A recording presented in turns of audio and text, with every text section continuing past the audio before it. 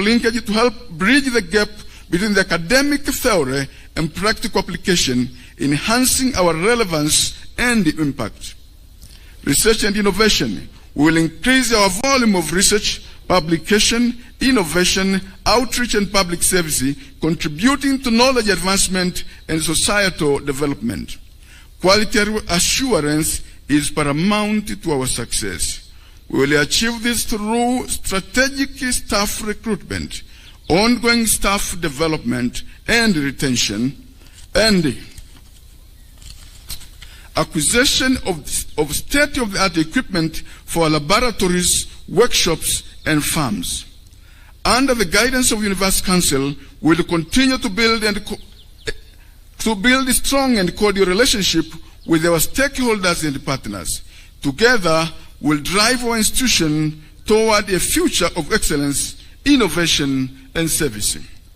Let us move forward with unwavering faith, dedication, and shared vision for a brighter future.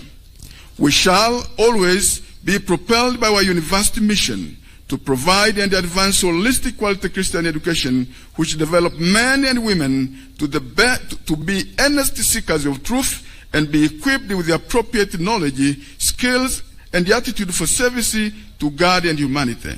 This mission is not just a statement, but a guiding principle that motivates us to continually enhance the quality of our training programs, ensuring they remain relevant to the ever-changing realities of the industry.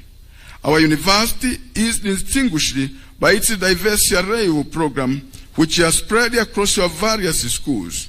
One of the key areas which we have seen remarkable success in our school is the School of Nursing. Our nursing graduates have consistently excelled both locally and globally, reflecting the high standard of education and training we provide. Their achievements are testament to the quality of our programs and the dedication of our faculty. Resilience of UEAB was demonstrated during COVID-19 and its attendant challenges when face-to-face learning was implausible. We were able to leverage on technology to mount e-learning platform to continue with our program uninterrupted. We registered tremendous success in this direction, and the other major universities had to benchmark with us. The challenge was turned around as an opportunity for improvement, and e-learning has since become an integral part of our training. Your Excellency, sir, as we continue to grow and develop, we are currently faced with a growing demand for a nursing training program that far exceeds our current capacity. To address this, we urgently need support in developing the requisite infrastructure. We have an ongoing project constructing a 4-story building for the School of Nursing that will go a long way in addressing the current pressure. Out of the total cost of Kenyan shillings 222 million, the university has so far spent Kenyan shillings 100 million. We appeal to you, sir, for the support of Kenyan shillings 122 million to complete the construction.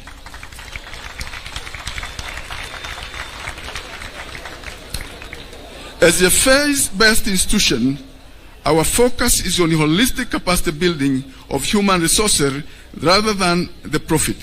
Your support in this regard would be greatly appreciated and will significantly contribute to our mission of providing exceptional education and service.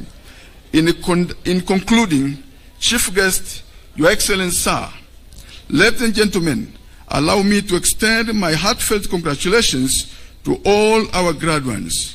Your perseverance and dedication have brought you to this day of triumph, and we celebrate your remarkable achievement with immense pride. To our Chief Guest, Your Excellency, thank you again for your time. To Mr. Chancellor, sir, and all our esteemed invited guests, your presence here today has greatly honored us and enriched this ceremony. A special thank you goes to the parents and families who have supported and encouraged our graduates throughout their journey. Your unwavering belief and sacrifice have been instrumental in their success. As we move forward, let us carry the spirit of unity, faith, and excellency into every endeavor. Congratulations once again to the class of 2024, and may you all continue to shine brightly in all your future endeavor. Thank you very much. Asante sana, asante kwa hotuba hiyo. Imekuwa hotuba fupi kutoka kwa naibu chancellor ambaye ameguzia vipengee muhimu. Naibu chancellor anajulikana kama Profesa Msafiri Mamba Jackson, ameguzia vipengee muhimu na ningependa kumkaribisha mwenzangu katika kipengee kijacho. Thank you, Vice Chancellor Professor Msafiri Mamba Jackson, for that speech. We shall now have the award of an honorary degree to His Excellency, the President of the Republic of Kenya, Honorable Dr. William Samoei Arap Ruto. On va maintenant avoir l'attribution d'un diplôme honorifique à Son Excellence le Président de la République de Kenya, Son Excellence le Dr. William Samoei Arap Ruto.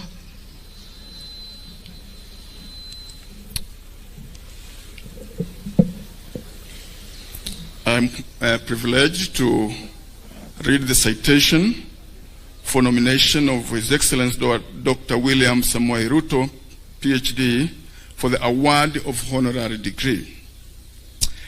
Mr. Chancellor, sir, pursuant to Statute number 3 of the University of East Africa Baraton, on conferment of honorary degrees upon a recommendation by the Senate and the approval by the Council, the University nominates His Excellency Dr. William Samoei Ruto, PhD, CGH, for the award of an honorary degree from the University of Eastern Africa Baraton.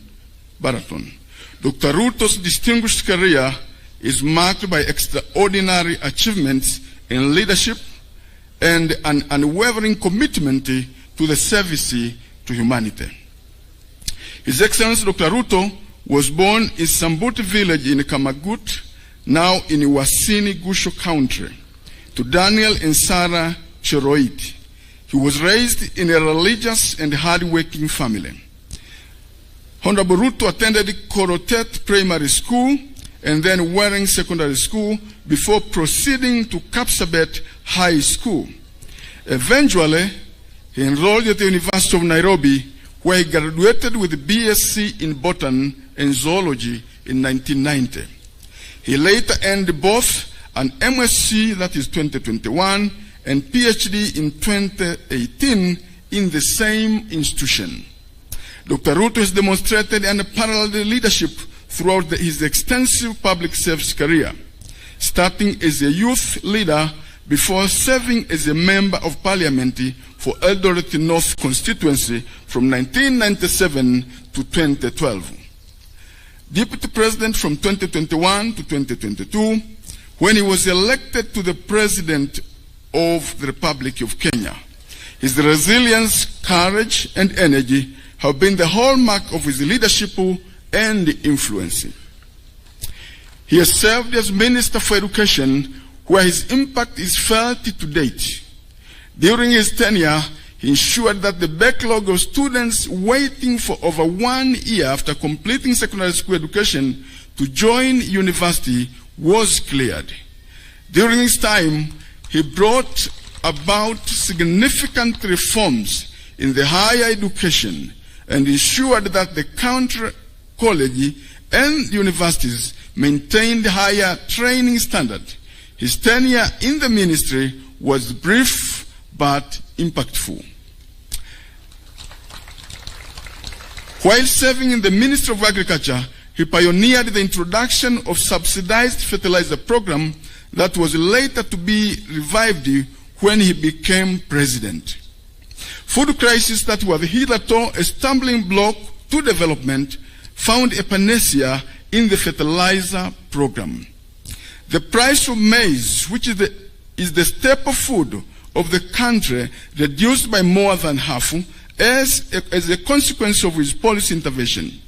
His visionary leadership has been pivotal in steering Kenya toward economic development, social progress, and political stability. Under his guidance, Kenya has witnessed a significant strides in agricultural innovation and youth empowerment. Beyond his political achievement, Dr. Ruto's dedication to service extended deeply into humanitarian efforts. He has championed numerous initiatives aimed at improving the lives of the underprivileged, advocating for sustainable development and promoting education. His passion for empowerment is small and medium enterprises saw the rolling out of Hustler Fund to enable them access affordable credit. To this end, close to 22 million people have accessed the credit and mobilized more than Kenyan shillings 3 billion in saving. His philanthropic endeavor reflects a genuine concern for societal welfare, consistently striving to uplift and empower marginalized communities. His consistency in support for church development and other faith organizations is not only outstanding, but also magnanimous. Dr. Ruto's leadership is characterized by his commitment to integrity, transparency, and inclusive government. His approach to addressing national challenges has set a benchmark for effective and emphatic leadership. His impact on Kenyan society, and indeed the broader African continent, is both profound and inspiring. In recognition of his exceptional contribution to leadership and dedicated services to humanity, we are satisfied that awarding Dr. William Samoei Ruto, Doctor of Humane Letters in Leadership, honoris causa, from the University of Eastern Africa, Baraton, is fitting tribute to his legacy and an encouragement for future leaders to emulate his exemplary values and achievements. Mr. Chancellor, sir, on behalf of the University Council, it's now my privilege and honor that I now present His Excellency Dr. William Samoei Ruto for the conferment of the Doctor of Human Letters and Leadership, honoris causa, University of Eastern Africa, Baraton. Thank you very much. Asante sana, makofi jamani, tumshangilie rais. Asante sana, anatunukiwa tuzo la heshima kutoka chuo kikuu cha Baraton. And now the award of the honorary degree is going to be effected by the President of East Central Africa Division, Dr. Blesius Ruguri, who is also the Chancellor of the University of Eastern Africa, Baraton.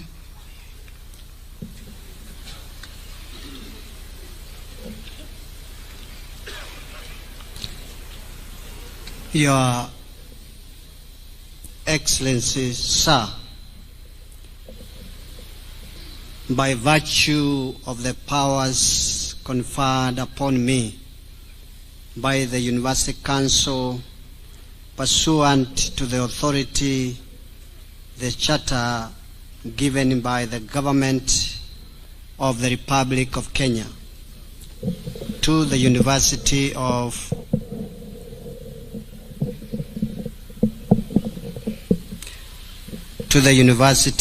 Eastern Africa, Baraton, and upon the recommendation of the Senate and approval by the Council,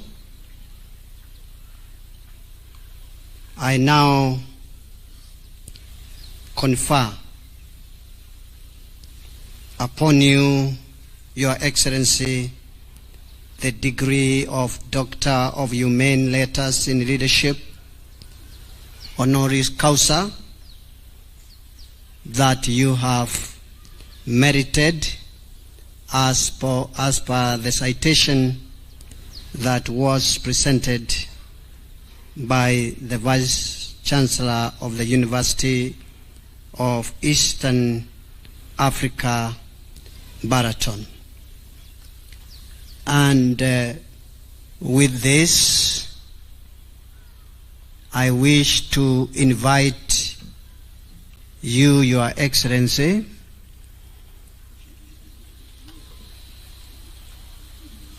to come forward to receive this important recognition, the degree of the Human Letters in Leadership honoris causa that you have merited.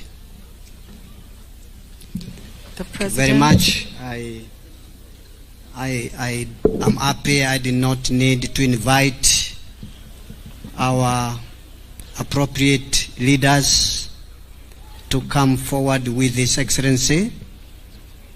I am very humbled myself. I couldn't be able to hand this all by myself. And thank you for this escort. And so the President gets dressed up as he receives his honorary degree award. And we salute you, Mr. President, sir. We congratulate you on this new award. Asante sana. Tunakupa kongole Mheshimiwa Rais, na naomba wale wote ambao tunaungana pamoja nanyi katika ukumbi huu atakapokabidhiwa ama tunukiwa tuzo hilo la shahada ya heshima tuweze kumshangilia rais kwa makofi, vifijo na nderemo tafadhali. Tuweze kumshangilia kwa makofi, vifijo na nderemo.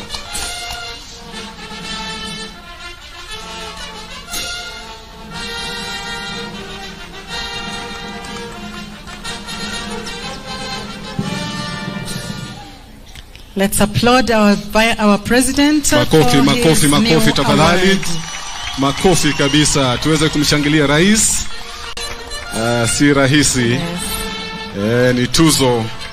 Tumesema tuzo la shahada ya heshima ambayo anatunukiwa mpendwa rais wa taifa Jamhuri ya Kenya, na tunamtambua.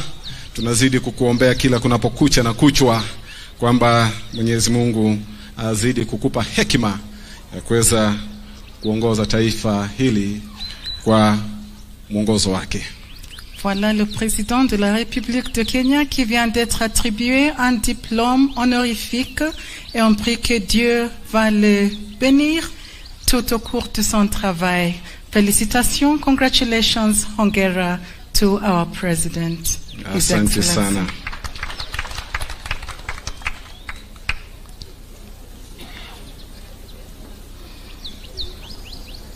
Ambaye anashuhudia shughuli hii nzima si mwingine bali ni kiongozi wa kanisa la Waadventista wa Sabato Afrika Mashariki na Kati, mchungaji Blesius Ruguri, ambaye anaungana na viongozi wengine wa taasisi hii kuweza kumtunuku rais wa taifa na Jamhuri ya Kenya, Daktari William Samoei Ruto. Overseeing this process is the president of East Central Africa Division, also the Chancellor of the University of Eastern Africa, Baraton, Dr. Blesius Ruguri. He is now keeping the President, His Excellency William Samoei Arap Ruto. Let's applaud for this. Makofi, Let's makofi, applaud. makofi, makofi, makofi. Mbona hatuwasikii jamani?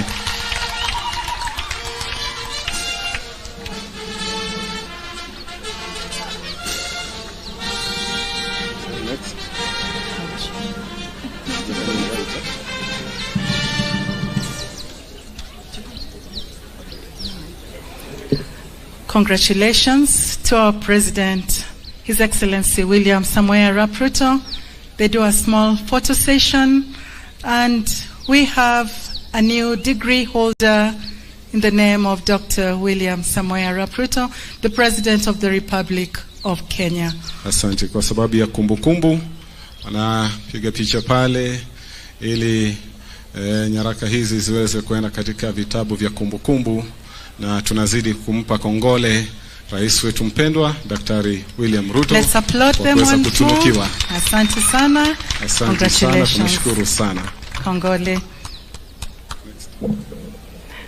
As the President and his team get to take their places, we go to the next stage, and this is going to be the PS speech, the introduction of the Principal Secretary for Higher Education.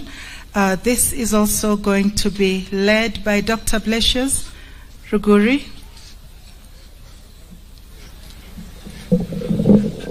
Kidogo tu tunamkaribisha Mheshimiwa Rais aweze kutuongoza katika hatua inayofuata. So we shall have the President's speech.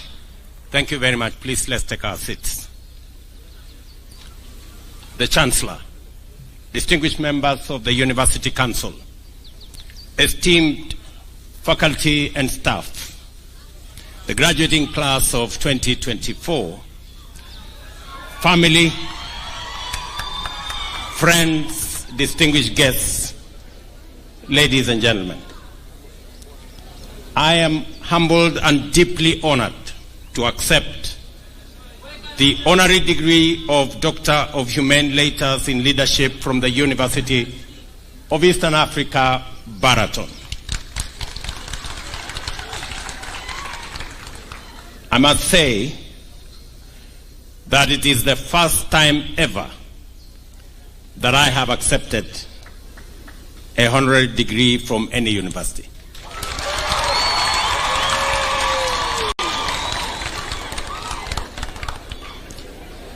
And I have reasons why I did accept this one, among the many that have been suggested to me. It is a great privilege to be recognized by this esteemed institution for the impact of my contribution, which have been made possible through the collaboration of many people and their goodwill. Together, we have contributed to the well-being of our fellow citizens and the advancement of our nation.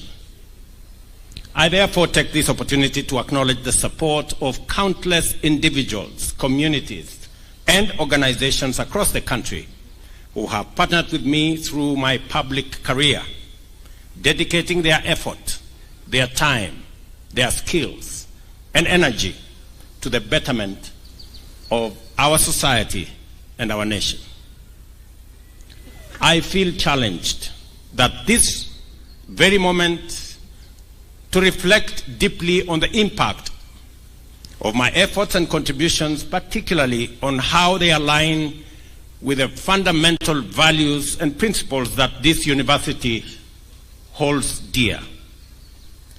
The purpose of leadership is to inspire and empower individuals and teams to pursue opportunities for growth, advancement, and self-actualization.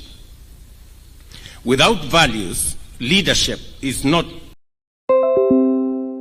ability to consistently demonstrate through visible actions in the service of others and our nation the highest standards of integrity, focus, compassion, and unwavering commitment to excellence in pursuit of our common good. As I mentioned earlier, these principles of leadership and service have defined this university since its inception.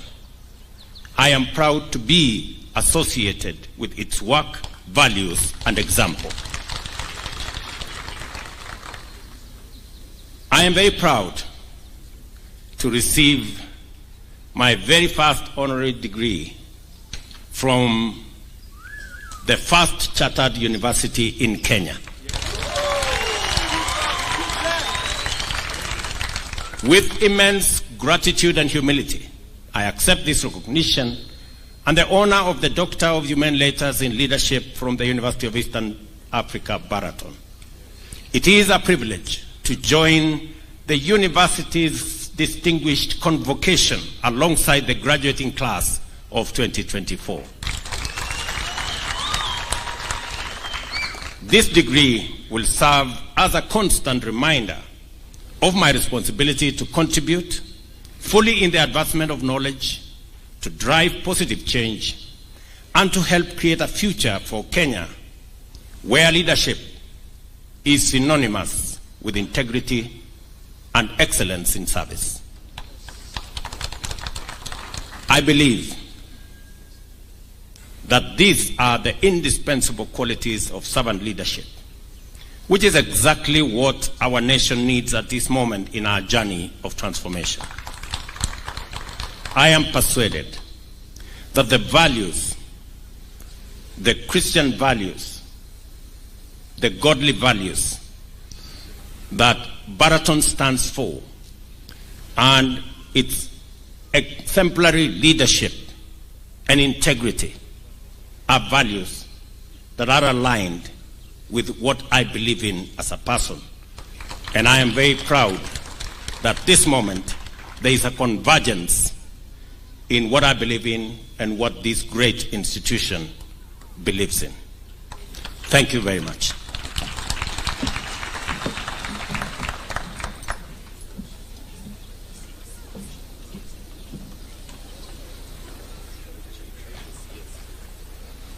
Asante sana Mheshimiwa Rais kwa hotuba hiyo.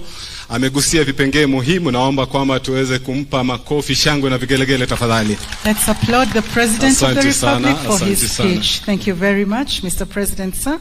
We now are transitioning over as they take their seats to get the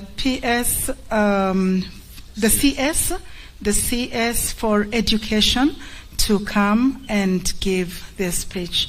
Welcome. The CS will in turn invite His Excellency the President. Welcome, Mr. CS.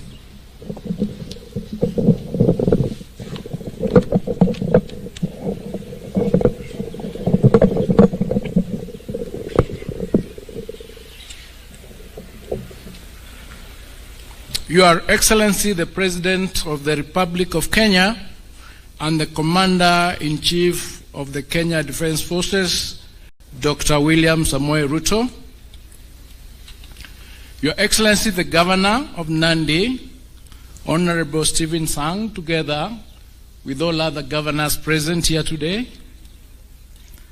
the Chancellor of Baraton University and the academic staff of the university, our esteemed graduates and their families, distinguished guests, ladies and gentlemen. It is a great honor to join you this morning as we mark the 42nd graduation ceremony of Baraton University. This event marks a milestone for the graduates, their families, and the Baraton University fraternity. This graduation is the culmination of years of hard work, dedication, and discipline on the part of the students. The achievements which we celebrate today would not have been possible without the support that they have received from their families and friends. May I therefore take this opportunity to congratulate the graduates and also commend their families and friends for the support they have provided to make this day possible. Baraton University has without any doubt also contributed to the success that we are celebrating today.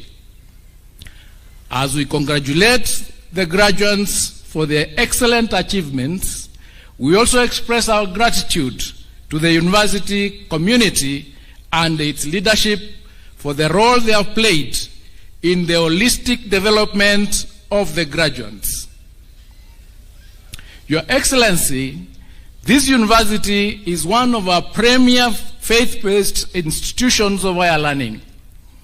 In addition to nurturing and growing students academically, this institution is also driven by the objective of fostering students' spiritual growth.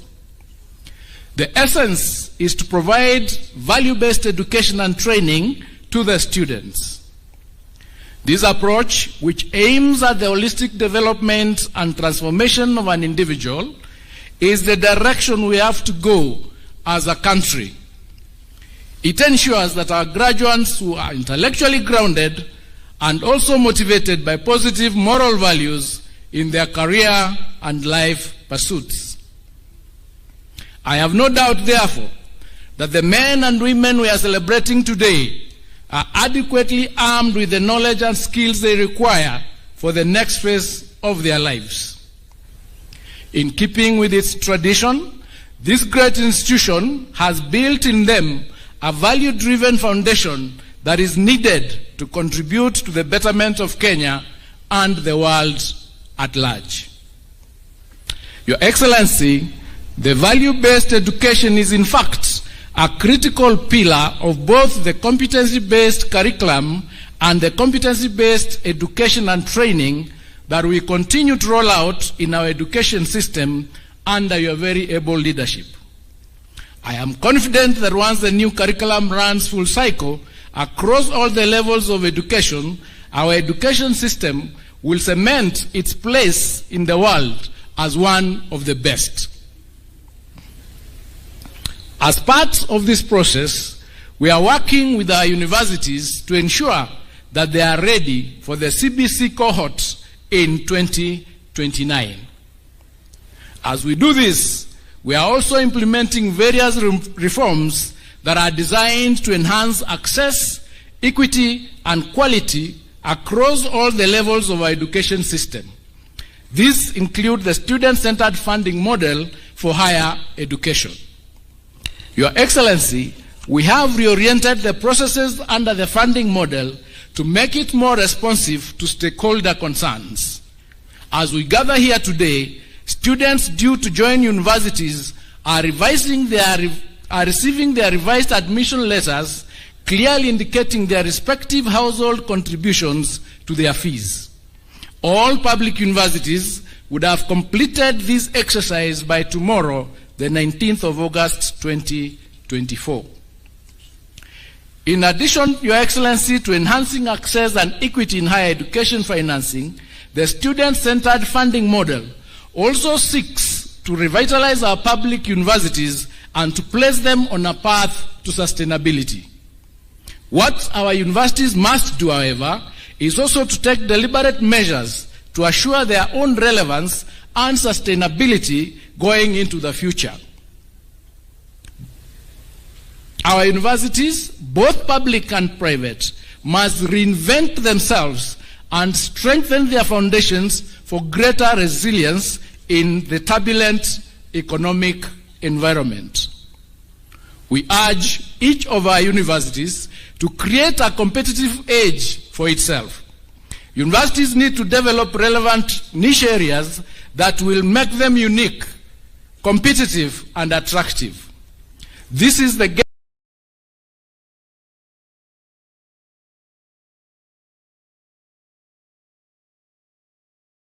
gateway to profitable local and international partnerships. It is also the key to commercialization of research and innovation, and to ensuring that universities play their role in solving the challenges that society faces. On our part as a ministry, and with the visionary guidance of Your Excellency, we are engineering the legal and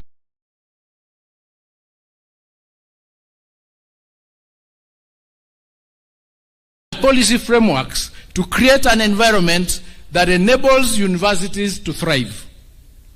In conclusion, Your Excellency, it is now my singular honor and privilege to invite you to deliver your commencement address, and congratulations for obtaining the honorary degree today. God bless you. God bless Kenya. Thank you.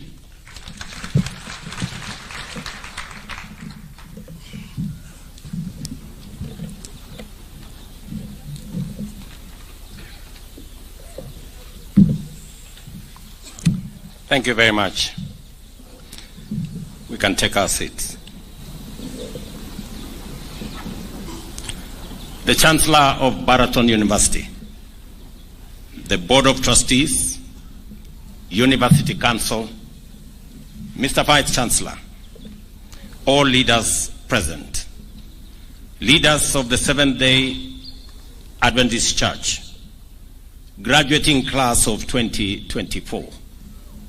Ladies and gentlemen, it is a great privilege for me to join the University of Eastern African Baraton community at this wonderful celebration of yet another culmination of the collective efforts of church, top leadership and management, teaching and non-teaching staff, and most critically, the disciplined, hard-working, and dedicated students of this great institution. As we all know, a graduating ceremony or a graduation ceremony is an ideal opportunity to reflect on, recognize, and affirm the contribution, impact, and output of all these important stakeholders. It is also a measure of how effective their collaboration has been and how successful they have managed to project their founding values and guiding principles. I know that the graduating class is made up of disciplined, hardworking, and dedicated young people from Kenya and beyond. If they were not so, this event would not be taking place at all. I know that this event is a culmination of many hours and many years of commitment, hard work, dedication, and today we celebrate all those efforts. I also know that the University of Eastern Africa Baraton set out to establish a unique learning institution of great ambition. It has not only lived up to its founding aspiration of imparting much needed knowledge and skills in the areas of great relevance to our communities, but it has also done so while remaining firmly grounded in Christian faith and values which are reflected in every facet of life and work in this great institution. At the same time, Baraton has grown to become a modern, forward-looking institution which consistently sets out and meets very high standards. In so doing, the university has demonstrated the power of faith in organizing, developing, and actualizing important national institutions and the essential roles that faith-based organizations continue to perform and their undeniable contribution to our nation's development. This university, in particular, has not hesitated in asserting moral values and ethical principles as essential components of all meaningful work. Consequently, its work and the people associated with it have impressed with their unique impact in our communities, organizations, and enterprises. Ladies and gentlemen, this graduation ceremony is therefore a worthy celebration of 42 years of ambition, consistency, and impact. It is a confirmation that the decision of the church to establish an institution of higher learning and of the government of Kenya to charter it were inspired decisions. Not only was this, as I said earlier, not only was this the first faith-based university to receive a charter, but it was also the first institution to offer nursing at the degree level in our region, and also the first to offer medical laboratory science as a degree course. And that is why I am very proud to be associated with Baraton University.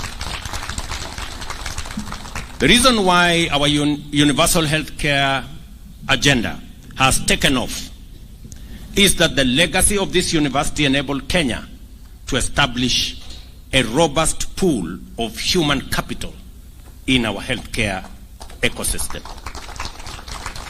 This university was also among the foremost in promoting ICT as a fundamental infrastructure for competitiveness and efficiency.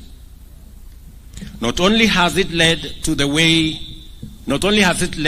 way in training innovative and enterprising ICT professionals, but learning in this institution was also not disrupted by COVID-19 pandemic because it had the capacity to transition seamlessly online, even holding a virtual graduation ceremony. Similarly, this university reaffirmed its commitment to generate research and impact knowledge and skills that are in great demand in the local community. In 1978, it set out on land where the Ministry of Agriculture had been running the Animal Husbandry Institute. It not only took over the property, but has also been operating an exemplary dairy farm, which continues to provide the local community with knowledge and skills in animal husbandry and dairy management.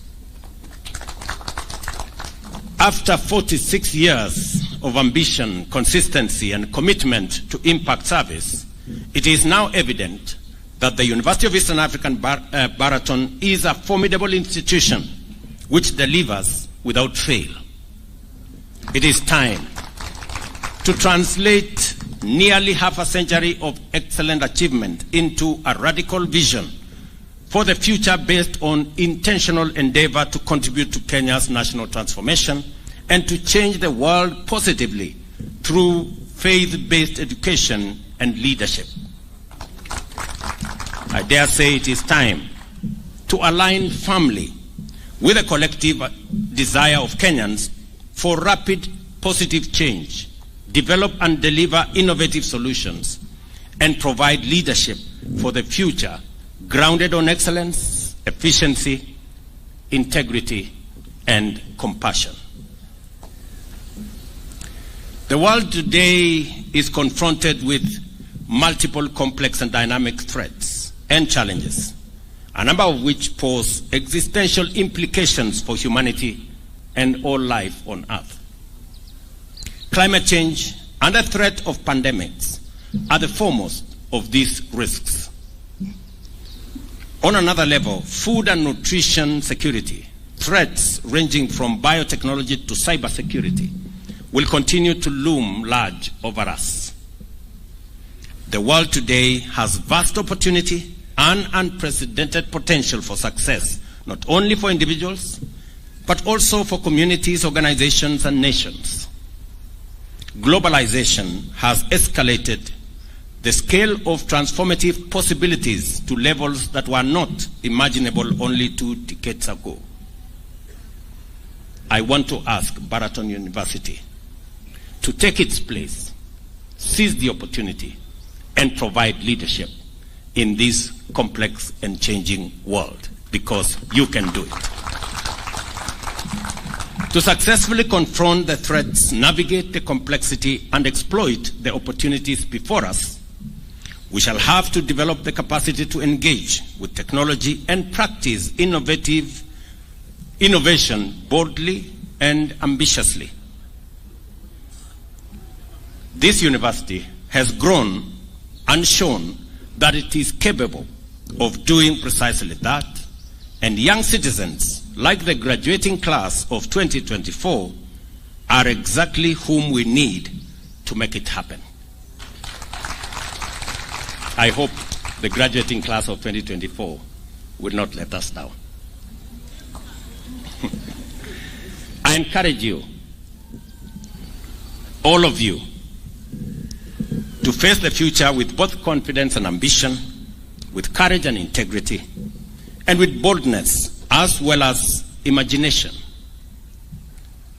Teach in this university future graduates science, technology, economics, arts, and humanities management, leadership, the power of the Almighty God of all creation, and about the role of values in elevating societal institutions to achieve transformation. Never forget God of all creation.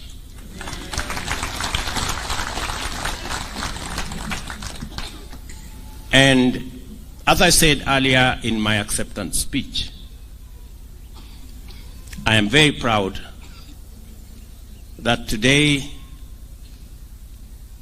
I join a convocation of wonderful men and women who have graduated from this great institution. I am told there are 15,000 of them. I am very happy. I'm saying those who have graduated so far, not the ones who are here.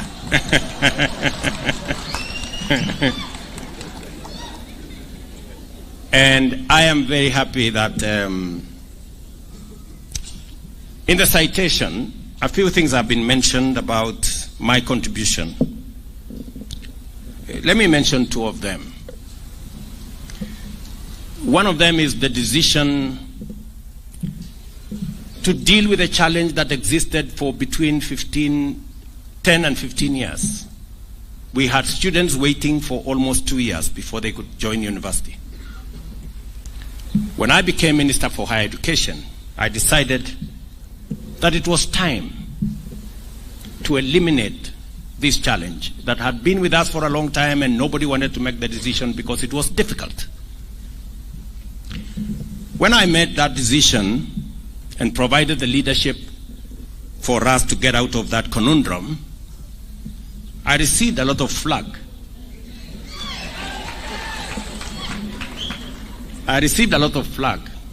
But because it was the right decision, we implemented it. Today, many of our students are beneficiaries, that they can complete their higher education this year and join university next year. And we stopped the hemorrhage in our education system of many students who, staying at home for 2 years, ended up getting married and ended up not pursuing higher education.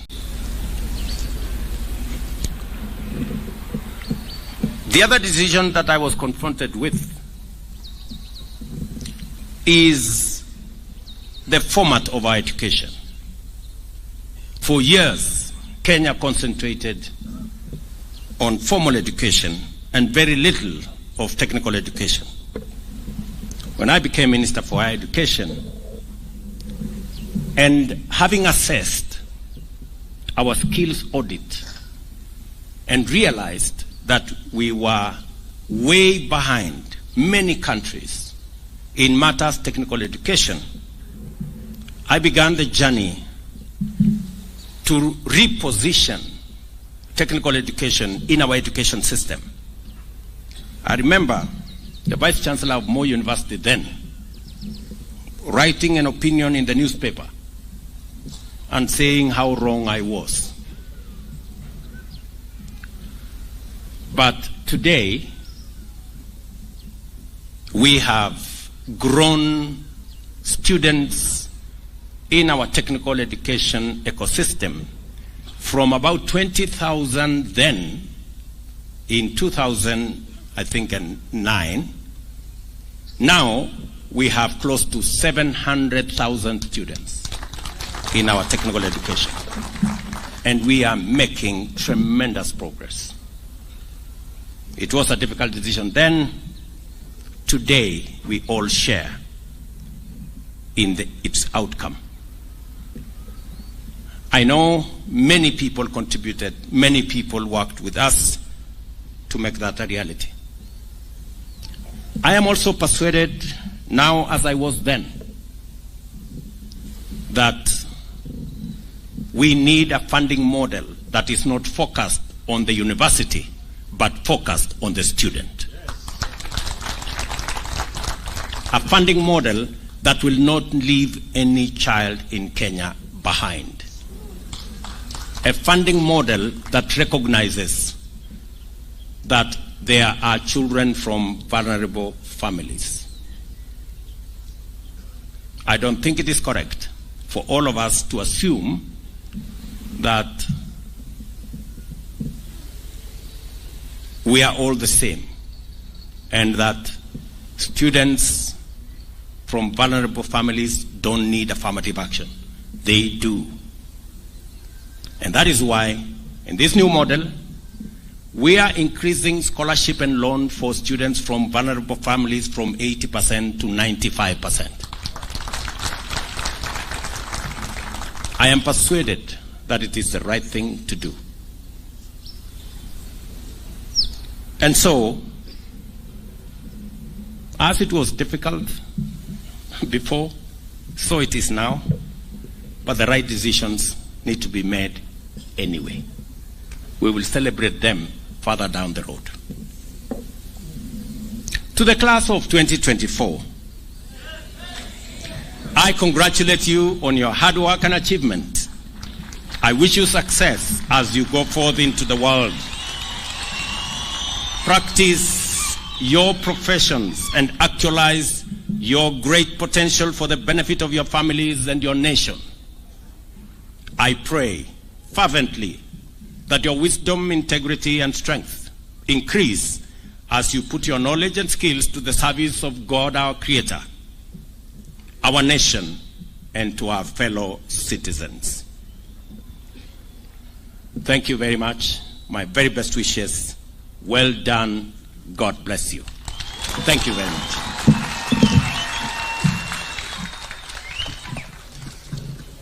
Asante sana Mheshimiwa Rais kwa hotuba hiyo na maamuzi yako ya busara.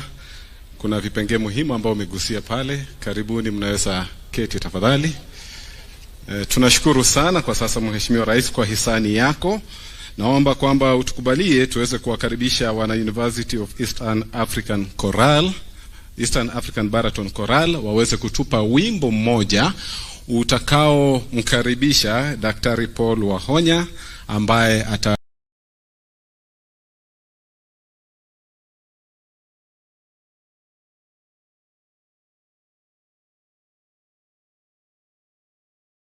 tuletea wahitimu wanaotunukiwa siku hii ya leo.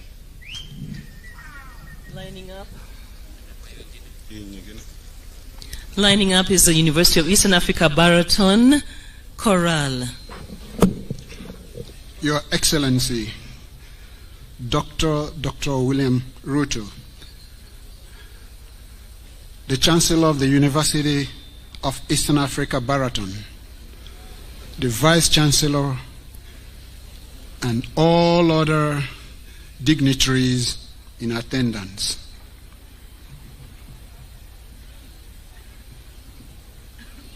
The University Choral will present a Luo spiritual entitled Sigala Gala. Sigala Gala, it's a song about how God has given us life and how happy we are. It is a miracle that we are alive today to see this day. God has kept all our students through their respective studies. God has kept our students this far. And so today is a day of rejoicing. Today is a day of jubilee. And so we're going to give thanks to God. In this song, you will hear all kinds of sounds. And we are going to sing and be happy.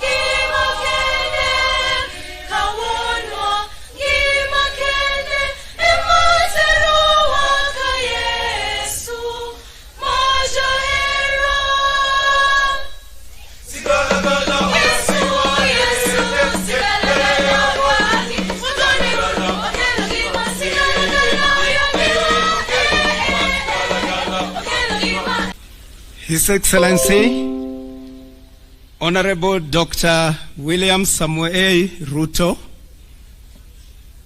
as a university, time has now reached for us to present degrees, certificates, and diplomas to those who have completed all their study programs. And so at this time, Mr. Vice Chancellor, sir, it is my great honor and privilege to present to you the total of 1,267 candidates who have been taught, examined, and satisfactorily completed all the requirements prescribed in their academic bulletins and now ready for graduation. Mr. Vice Chancellor, sir, the composition of 2024 graduating class by schools is as follows. School of Business, 197 candidates. School of Education, Humanities and Social Sciences, 639 candidates. School of Nursing and Health Sciences, 279 candidates. School of Science and Technology, 136 candidates. And now, School of Graduate Studies, we have 16 candidates who have attained master's and PhD programs.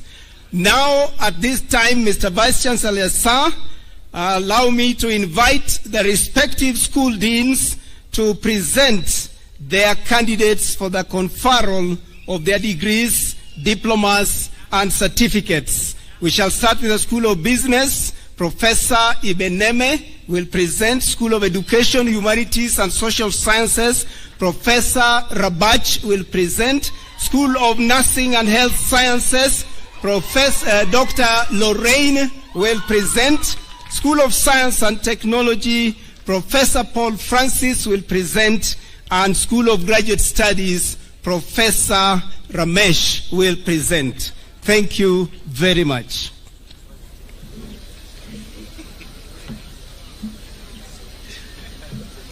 Let me just give some instructions on how we are going to do this. Because of the interest of time, we will ask as you are called. You stand where you are, and then when it is all done with the school, then the Chancellor will come to give the award, confer those degrees. Thank you so much.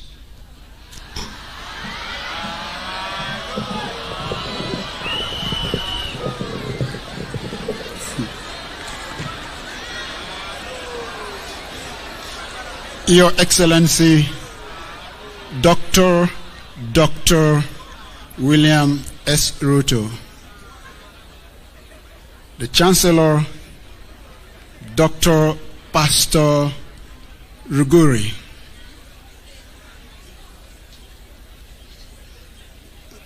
the Council Chair, Dr. Pastor Samuel Misiani,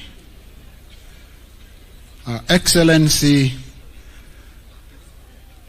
Ambassador Sarah Serai, and all other dignitaries.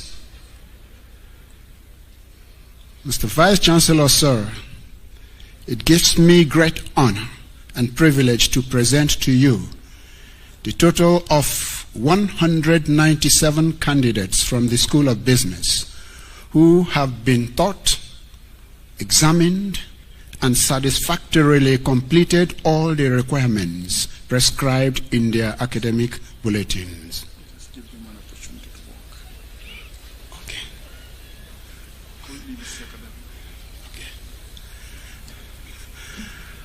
I have received a new instruction from the Vice Chancellor.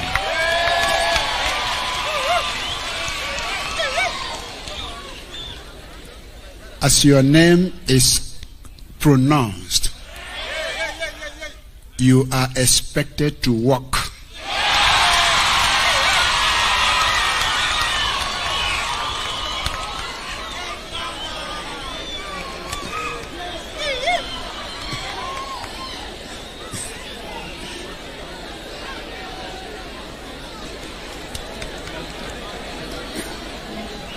You see, you read very fast. Eh? Okay. And then they will be coming.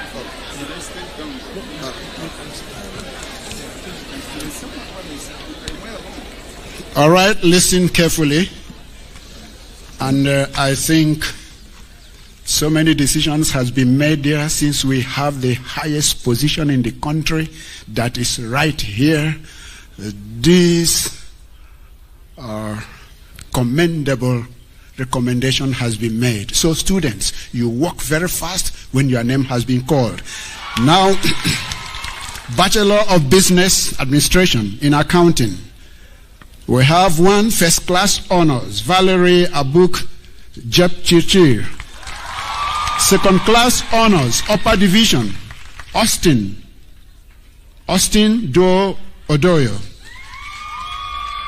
Chanai Samson Nyakundi, Chebet Esther, Hilary Wanga, Injete Sarah, Isaac Kipsang Kosgei, Isaac Kipsang Kosgei, Jepkori Jacqueline, Kenya Gechemba Frida, Lorraine Warimu Wangi, Mina Johnson Munyiri, Masterbit Gloria Ochieng, Mayega Nyangweso Obed, Miriam Chelangat, Mohonja Michelle, Nurel Michelle, Murima Margaret Wanjiru, Ndema Dorati Cheruto, Ndilovu Lisa, Nyatich Ondieki Diana, Obworo Naftal Mayaka, Oyun Johnson Okulo, Otunga Immaculate Atieno, Ronix Odiambo. Second class honors, lower division, Angela Nyagarisa Osiemo, Ashiono Barbara Christine, Chebus Cheptoek Emelda, Eliana Nyawira Muriuki, Elijah Brian Motuka, Jepkos Gay Sylvia, Koriese Cynthia Chepkite, Masika Lawson Malala, Mbugwa Sherry Wambui, Mercy Wanyu Wasilwa, Musongoy Kemuna Dolphin, Munyoki V. Kuli, Muyonga Victor Ndamwe, Masungia Brighton Manga, Ngore Gitar Peter, Njag Gitu, Odipo Rose Adiambo, Ouma Atieno Jane Joyce, Philip Elizabeth Mutini, Salomi Chintuniro Kuyenga, Warimu Beatrice Wanja, Wasonga A. George Ochieng. Past class, Faith Wahu Njenga, Njeri Valentine Wanjiru. Bachelor of Business Administration in Finance. Second class honors, upper division, Agnes Nasimu, Alfred Moni Opio, Doris Awino Ochieng, Kamal Florence Misere, Kit Kiplangat, Kita Emmanuel Kipkoech, Kiprono Abraham, Kiprotich Amos, Kurugat Kipsang Benson, Mboya Sharma Timothy, Momanyi Nyanduko Glanis, Musoba Juma Benedict, Mugira Gapothi Fet, Mula Fabian Ken, Munyao Sharis Muni, Nyabuto Esther Kerubo, Nyakundi Kemunto Sheila, Nyaruviro Nashe, Ochieng Brian Otieno, Okenga Diana, Christine Mokeira, Onyango Dimboy Joseph, Onyango Faith Adiambo, Otieno Ronald Owiti, Wamuka Margaret Wamaita. Second class honors, lower division, Akinyi Faith Cynthia, Alfred Kipruto, Arodi Felix Omonde, Cheptu Abigail, Kyoko Faith Ndungu, Kiplagat Cornelius, Meta John Jones, Mubichi Jedida Wendwa, Mwema Tawa Obed, Mugweni Haron Njeru, Munene Set Jetlifa, Mutsia H. Wende, Mutumo Jimmy, Mugusi Elon, Kirote Nelly, Sikuku Savio Wesonga. Wakuku Lin Wanjiku, Past Class Mbale Gabriel, Pata Ambrosia Mbuli. Bachelor of Business Information Technology. Second Class Honors Upper Division. Chengot Thoya Anthony, Dande Beryl Adoyo, Dedrick Wanzia Mwanti, Katuke Juliet Mbula, Maeba Andrew Moran, Mutuku Kilonzo, Owuo Joy Aloch, Saini Stephen, Waswa Elwis. Second Class Honors, Alvin Emmanuel Gumbo, Dembesi Shirley, Faith Mbite Ngina, Isaiah K. Kirwa, Jacob Omboyi Owanda, Jeptum Olivia, Joanne Jepkuri Kirui, Murithi Maureen Wakio, Elizabeth Nyaboke, Wakoli Kanakali Cynthia, Pass Class, Levi Osoro Nyambati, Osborne Timothy Gondwe, Bachelor of Science in Networks and Communication Systems, Second Class Honors Upper Division, Gideon Kipkoech, Mukosi Victor Wandwa, Nyangechi Darlin Mura,